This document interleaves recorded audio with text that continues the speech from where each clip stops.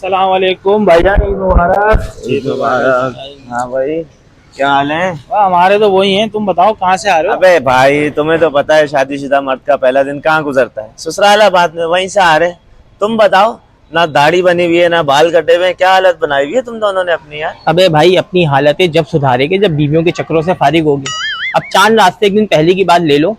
मैं ऑफिस से घर आया, दरवाजे पे खड़ी हुई थी, कहने लगी घर बाद में जाना, पहले मुझे बाजार लेके चलो। भाई मजबूरन लेके गया बाजार। वहां गया तो चप्पल, जूते, चूड़ियां सब कुछ दिलाई। गोल्ड की चीज पे अटक गई। कहने लगी इस ईद पे तो मुझे गोल्ड की चीज चाहिए।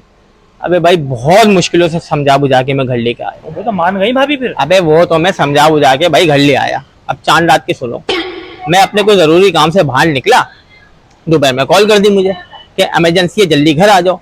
मैं जल्दी जल्दी घर पहुंचा कि अल्लाह खैर करे क्या हो गया। जब मैं घर पहुंचा तो कहने लगी मुझे तो आज पार्लर जाना है। भाई 3 बजे से रात के 12 बज गए, और जब वो पार्लर से बाहर आई तो कहने लगी कैसी लग रही हूँ मैं। भाई मैंने भी उसके सामने ऐसे ही कहा, भाई मुझे लग रहा है आज ईद का चांद जमीन पे आ गया। भाई ये कहना पड़ा, अगर नहीं कहता तो ये शक्ल भी आज तुम्हारे सामने लेके नहीं बैठा हुआ था मैं। सही कह रहा है भाई, शादीशुदा मर्द की ईद तो औरत की ख्वाहिशें पूरी करने में गुजर जाती है, और कोई एक चीज भी रह जाए तो ईद के तीनों दिन इतने बड़े मुंह बन जाते हैं। अब जैसे कि हमारी बेगम ने 3 सूट मांगे थे, हमने 2 दिला दिए। उसका नतीजा ये निकला कि सुबह से अब तक पुराने कपड़ों में घूम रहा हूँ। हाँ यार, ये तो है। और आज सुबह से मुझसे इस बात पे लड़ रही हैं कि तुम्हारे भाई आए थे और बच्चों को 500 रुपए ईदी देके गए। हालांकि खुद के भाई आए तो 100 रुपए ईदी देके गए बच्चों को, और सुबह से घर में चोर मचाया हुआ है कि मामू ने 100 रुपए ईदी दिए, और वो भी 10-10 के नोट देके गए। अब बताओ। अबे तुम लोग तो हमेशा रोते ही रहोगे भाई।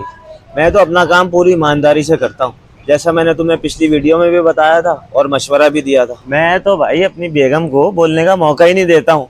उसने मुझे बोला इस ईद पे 3 सूट दिलाने हैं। मैंने बोला मेरी जान आप 5 सूट ले। और तुम लोगों को तो पता है यार, मैं सुबह जल्दी उठ जाता हूँ। उठ के मैंने शीर बनाई है, सफाई सुथराई करी, नहाया धोया, बच्चों को भी तैयार करा और नमाज पढ़ने चला गया। नमाज पढ़ के वापसी में हलवा पूरी ली और घर पहुंचा हूँ, क्योंकि बेगम को भी तो नाश्ता करना था ना यार। अच्छा, जबरदस्त यार। तो भाई आते ही मैंने बेगम को उठाया, और इतने में उठी है तो मैंने नाश्ते की टेबल जबरदस्त तरीके से तैयार कर दी। टेबल देखते ही तो वो ऐसी खुश हो गई कि क्या बताऊं तुम्हें। और कपड़े तो मैंने रात में इस्त्री कर दिए थे। बेगम ने नाश्ता किया, तैयार हुई और हम ससुराल चले गए। वहीं से अभी आ रहा हूँ। तो भाई कहने का मतलब ये है कि तुम लोग भी अगर मेरी बात पे अमल कर रहे होते तो आज ईद खुशी से गुजार रहे होते। और अगर मेरी बात पे यकीन नहीं है ना तो इस वीडियो के कमेंट में देख लेना, सबसे ज्यादा कमेंट मेरी सपोर्ट में ही होंगे और तुम्हें ये नसीहत कर रहे होंगे कि भाई मेरी बात पे अमल कर लो, क्योंकि बीवियों से कोई नहीं जीत सकता।